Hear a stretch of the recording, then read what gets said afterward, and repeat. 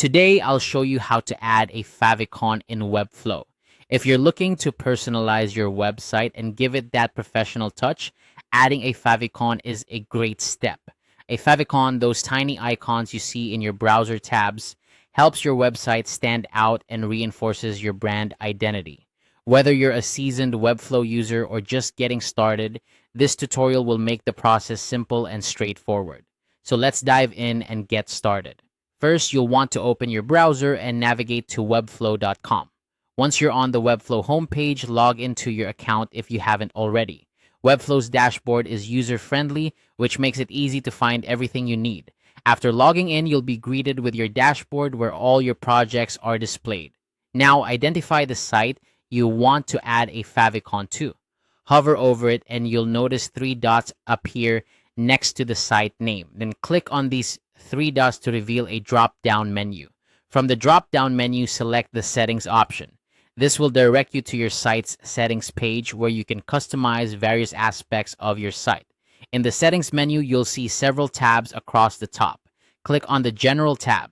This area is where you'll configure basic site settings, including the favicon. Scroll down until you find the section labeled favicon. This is where you'll upload your favicon image. Click on the upload button and a file selection window will pop up. Here, you can browse your computer and select the image you want to use as a favicon. Keep in mind that favicon images are typically small. A 32 pixel image is a common size. Make sure your image is clear and recognizable even at a small size. After selecting your image, Webflow will upload it and display a preview. If everything looks good, you're all set. The favicon will now be associated with your website, giving it that personalized touch in the browser tab. That's it. You've successfully added a favicon to your site in Webflow.